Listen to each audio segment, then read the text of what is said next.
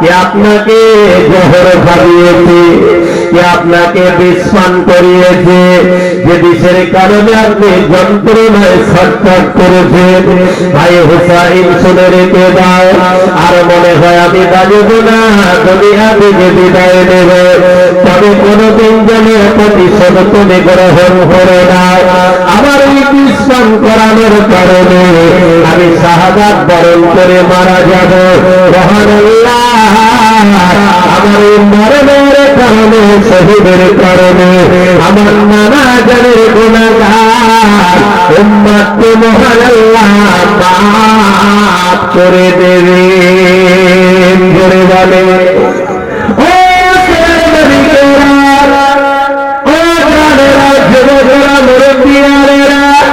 দেখতে পাওয়া যায় হযরত ইমাম হাসান ইন্তেকাল করলেন।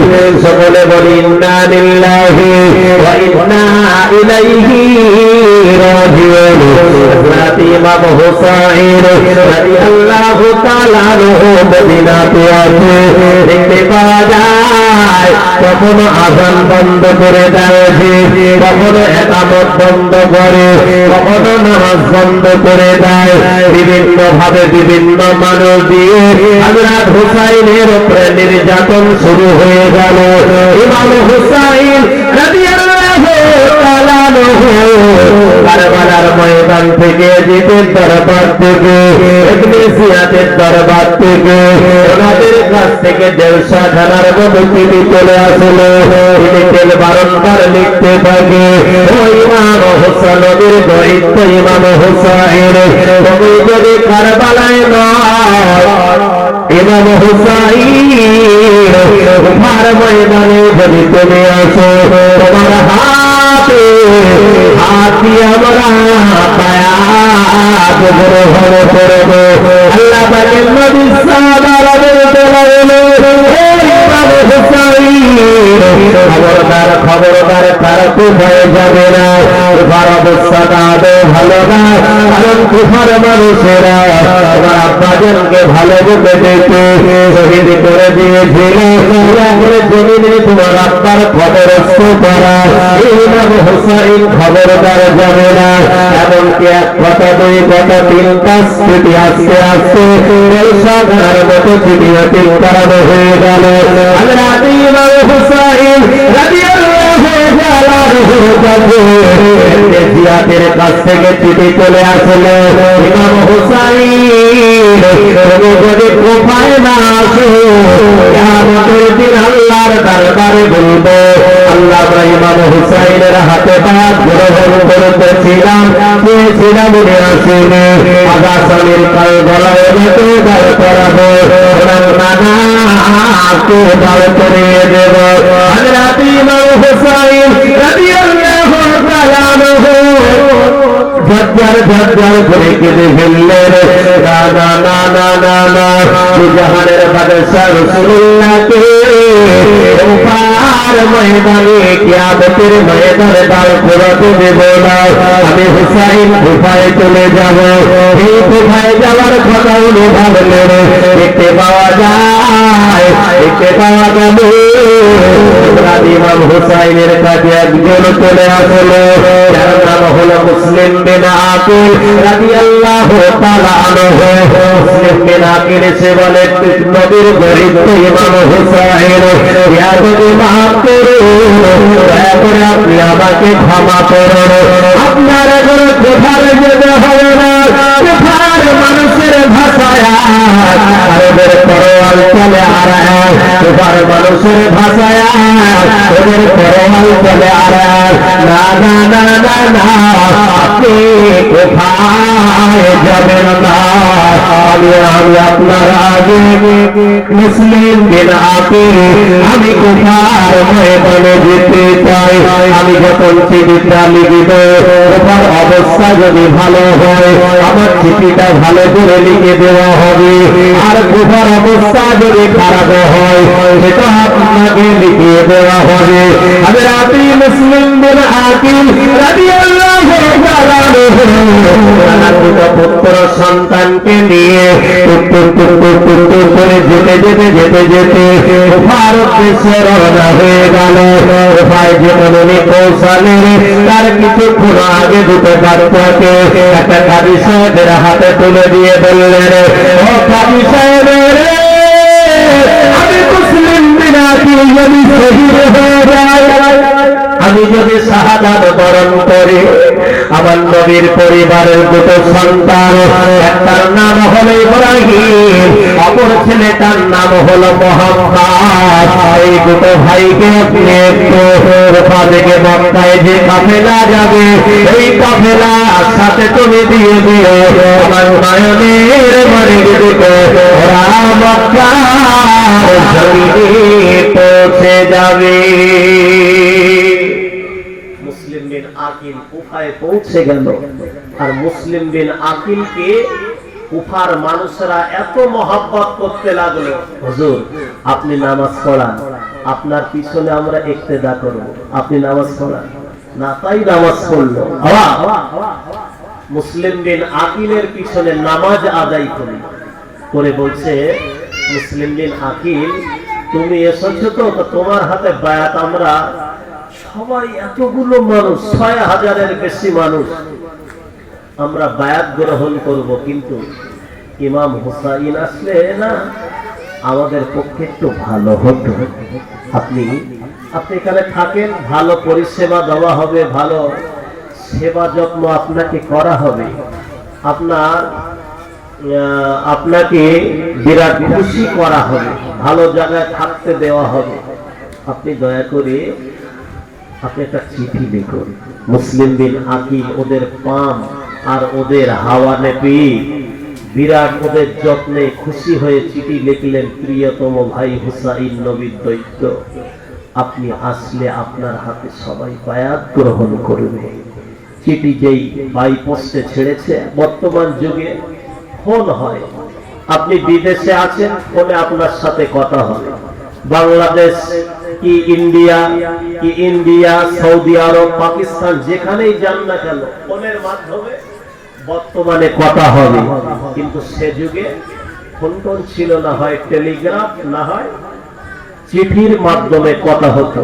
হযরত মুসলিম বিন আকিল রাদিয়াল্লাহু তাআলা আনহু তিনি চিঠি লিখলেন, আর লিখে বলছে, হুজুর আপনি আসুন, আপনার হাতে হাত দিয়ে আমরা বায়াত গ্রহণ করব। বাইপোস্টে যেই পাঠিয়েছে ইবনে জিয়াতের নেতৃত্বে মুসলিম বিন আকিলের মাথাখানা ধরে তরোয়াল বার করে এক কোপে কল্লাটা আলাদা করে শাহাদাত করিয়ে ছেড়ে দিলেন, যাতে এর খোঁজান না পায়।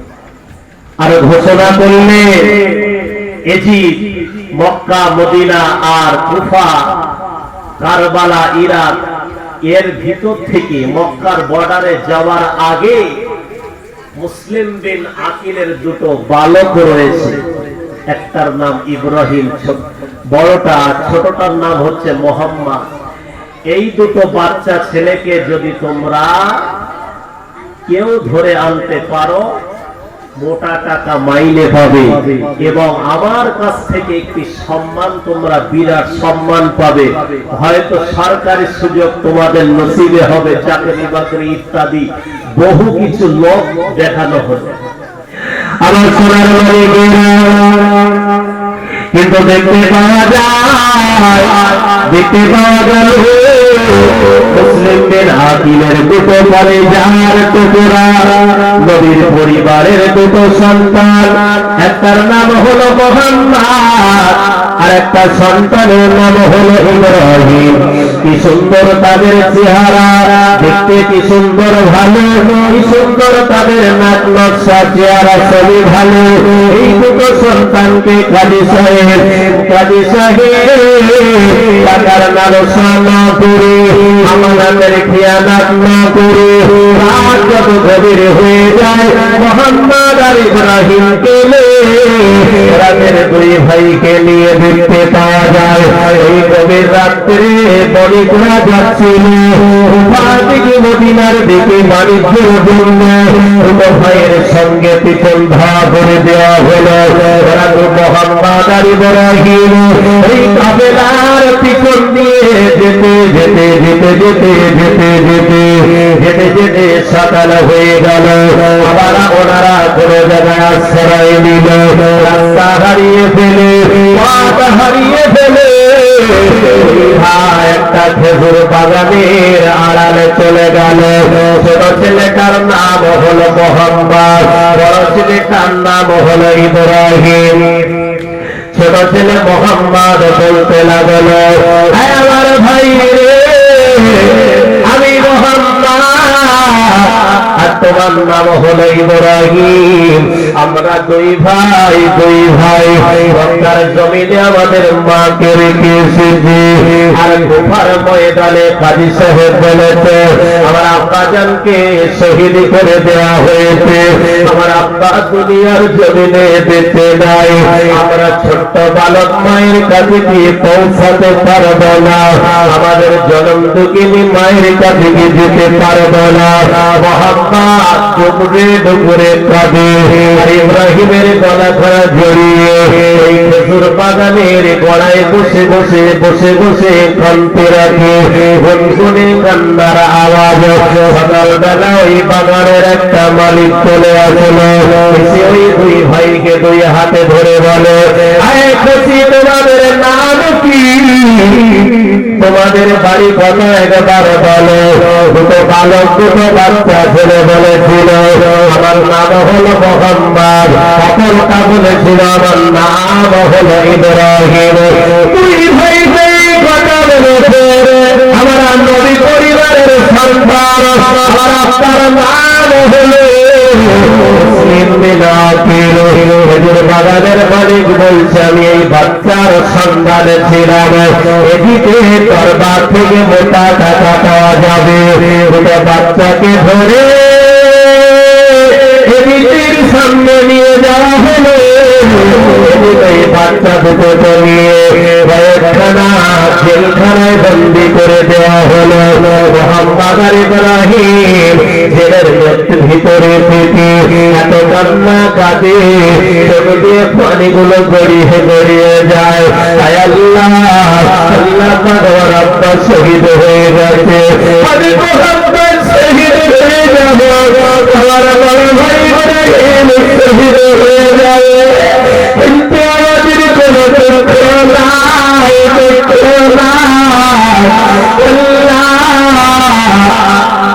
বদমাইশি করে ইন্নাল মুনাফিকিনা ফিত তারকিনা সানিম মিনান নার মুনাফিকের চরিত্র ওরা গঠন করে আমার আব্বাজানকে শাহাদাত করিয়ে দিয়েছে আমরাও জেলখানায় মারা যাব রে আল্লাহ কিন্তু আল্লাহ এই নবীর দায়িত্ব নবীর জানের জান হযরত ইমাম হাসান হুসাইন রাদিয়াল্লাহু তাআলা আনহু যদি কারবালার ময়দানে আসে ময়দানে আসে জিয়াদের নেতৃত্বে জিতের নেতৃত্বে ওরা আমার নবীর কলিজার টুকরাকে তো বাঁচতে দেবে না আমরা দুটো ভাই পঙ্গপালের মতো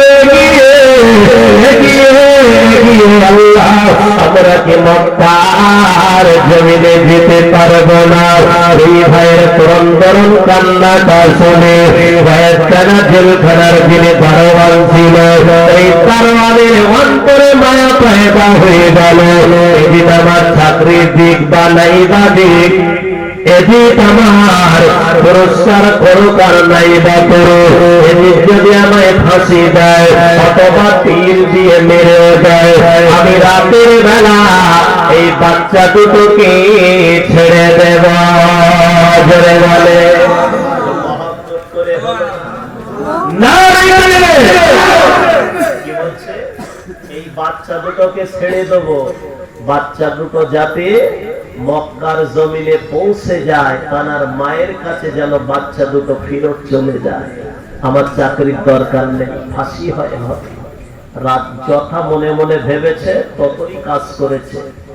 রাত যখন কম বেশি 12টা বেজে গেছে, কুফা থেকে মদিনায় যে মক্কায় যে কাফেলা আসছে, জেলখানার ওই দরওয়ান তালানে খুলে দুই ভাইয়ের গোপনে গোপনে দুই বগলের ভিতরে জামার ভিতরে চুরি করে লুকিয়ে লুকিয়ে লুকিয়ে লুকিয়ে কুফার মেন মার্কেটে নিয়ে বাচ্চা দুটোকে ছেড়ে দেওয়া হলো।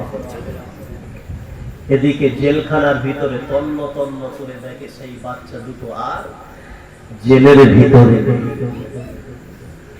আবাজান ভাইয়েরা, মায়েরা, বোনেরা, ঠান্ডা বাতায় কথাটা শুনে রেখে দেন।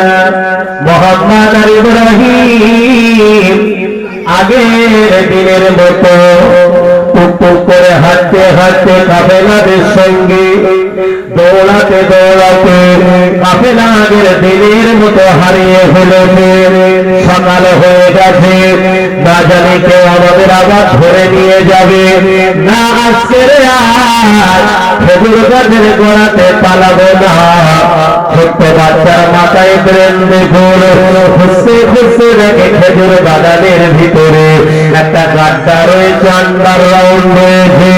ওই গর্তের ভিতরে মোহাম্মদ আর ইব্রাহিম দুই ভাই গলা জড়িয়ে মোহাম্মদ কাঁদে আর বলে, বড় ভাই, আমার বড় ভাই, আমরা কি মক্কায় ফিরে যেতে পারবো না? আমাদের জনম দেখিনি মা, আমাদের গর্ভধারিণী মা, আমাদের পেটে ধরা মা, মায়ের কাছে কি ফিরে যেতে পারবো না?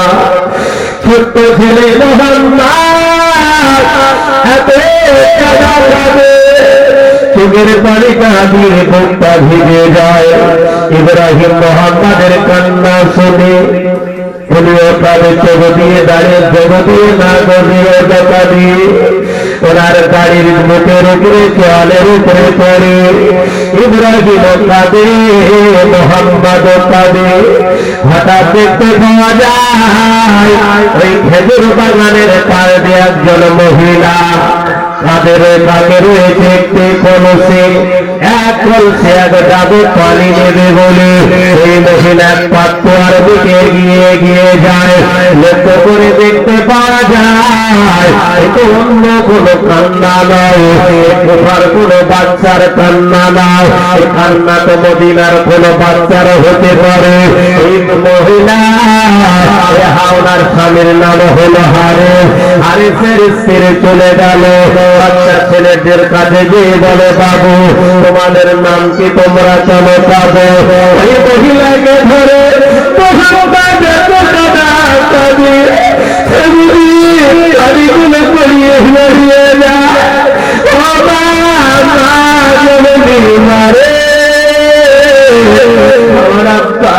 কুফার মানুষরা শহীদ করে দিয়েছে। আমার মা হল মক্কায়, আমরা মক্কার জমিনে ফিরে যেতে চাই, আমরা মক্কায় ফিরে যাব। মা তুমি কি একটু দয়া করবে? আমি মোহাম্মদ আর ইব্রাহিম আমরা কয়েকদিন অনাহারে রয়েছে। হারেসের দেবী ওদের চোখের পানি মোচন করে বলে, বাবু আয় বাবু আমাদের সঙ্গে চলো, আমার সঙ্গে চলো, আমার ঘরের ভিতরে নিয়ে তোমাদের কিছু খাদ্য মুখে তুলে দেব। খাদ্য খাবিয়ে রাত যত গভীর হবে, আমি কথা দিলাম গভীর রাত্রে মক্কায় যত কাফেলা যাবে কোথা থেকে মক্কার জমিনে সেই কাফেলা ধরিয়ে দেওয়া হবে। কাফেলার পিছন ধাওয়া করে তোমরা কি মক্কায় যেতে পারবে? মা জননী আপনি যদি কাফেলা ধরিয়ে দেন আমরা অবশ্যই যেতে পারব।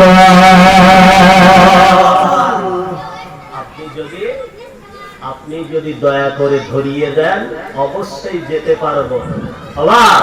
যেই এই কথা বলেছে ওদিকে হতভাগা হারেস, কে বলে হতভাগা হারেস বিবিকে ডেকে বলছে, বিবি কার নসিবে কি আছে কিছু জানি না, তবে এই লটারি যে কার ভাগ্যে বাঁচবে এই বাচ্চা ছেলে দুটোকে যে ধরিয়ে দেবে এজিদ বলেছে প্রথম দিনের তুলনায় ডবল টাকা তার পুরস্কার করা হবে। দিদি সারাটা দিন আমি ঘুরলাম, আমার নসিব এতটা খারাপ, এই লটারি আমার কপালে হলো না। এই বাচ্চা দুটো ধরে নিয়ে যাওয়ার ক্ষমতা আমার হলো না। ওই বাচ্চা দুটো হারেসের ঘরের ভিতরে রেখেছেন কে? আল্লাহ পাক রব্বুল আলামিন। হারেসের বিবি বলেছিল, বাবা কাঁদবা না, কোনো কান্নাকাটি করবা না, রাতের অন্ধকারে আমি লুকিয়ে লুকিয়ে তোমাদের আমি কাফেলা ধরিয়ে দেবো, কাফেলার পিছু ধাওয়া করে তোমরা বাড়ি যাবে। আমি কাঠিয়ার থেকে এসেছি, একটা রাস্তায় কি এমদুয়ায় আসতে পেরেছি? বিভিন্ন রাস্তা ভেঙে ভেঙে ভেঙে ভেঙে আসতে হয়েছে না? মক্কা থেকে মদিনা 570 কিলোমিটার রাস্তা, একটু অর্ধেক রাস্তা না, অনেক রাস্তা না। এন্দুয়া গ্রাম থেকে কোনো বাচ্চা মনে করেন কলকাতায় যাবে, কি বাংলাদেশ থেকে কোনো বাচ্চা ভারতে এসেছে, যে কলকাতায় কোনো ডাক্তার দেখাতে যাবে, সে যদি রাস্তা না চেনে মাঝে মাঝে পথ হারিয়ে ফেলবে না? নিশ্চয়ই রাস্তা হারিয়ে ফেলবে। ইমাম মুসলিমের দুটো সন্তান এভাবেই তারা রাস্তা হারিয়ে ফেলছে, রাস্তা এভাবে তারা বারংবার হারিয়ে ফেলছে। আবার ভাইয়েরা, মায়েরা, বোনেরা, ঠান্ডা মাথায় কথাটা শুনে রেখে দেন। ও সোনার মালিকেরা, ও যুবকেরা, যুবকেরা, মুরব্বিয়ানেরা, ইমাম মুসলিমের দুটো সন্তান মোহাম্মদ আর ইব্রাহিম, এই ভাই হারেসের ঘরের ভিতরে ঘুমায়। হতভাগা হারে বিবির কাছে দুঃখ প্রকাশ করে বলে, আমার বিবি, আমি ভালোবাসি তোমার ছবি, আমি তোমায় ভালোবাসি ছবি। ওই লটারি যদি আমাদের নসিবে এসে যায়, আর জীবনে খেতে খেতে হবে না, বিরাট অট্টালিকার মালিক হয়ে যাব, বিরাট টাকার পাহাড় আমার নসিবে এসে যাবে, আর খেতে খাওয়া লাগবে না। নসিব আমার বড় খারাপ। বিবি বলে, স্বামী সারাটা দিন তুমি ঘোরাঘুরি করেছো, সারাটা দিন কত কষ্ট হয়ে গেছে তোমার, দয়া করে মেহেরবানি করে রাতের বেলা একটু আরামের বিছানায় ঘুমিয়ে পড়ে। কি দিদি বা, এ দিদি আমাদের ঘরে আসে বা একটাও খুঁজে পাওয়া যাবে? বলছে, স্বামী আপনি সারাদিন কষ্ট করে এসছেন, আপনি একটু দয়া করে ঘুমিয়ে পড়েন, সকাল হলে আবার খুঁজবেন। আপনার খোঁজার দরকার নেই, সকাল হলে খুঁজবে। তারে বিবি মনে মনে নিয়ত করছে যে মধ্যরাত্রে তো আমি কাফেলা ধরিয়ে দেব, সোনার মালিক দুটো চলে যাবে, নবীর পরিবারের সন্তান, তারা মক্কায় চলে যাবে, আমার আর কিছু দরকার নেই। কারণ যে নবীর সুপারিশ দিলে কেউ আল্লাহর জান্নাতে যেতে পারবে না, পারবে না, কেউ পারবে না, কেউ পারবে না। তাই এজন্য হারেসের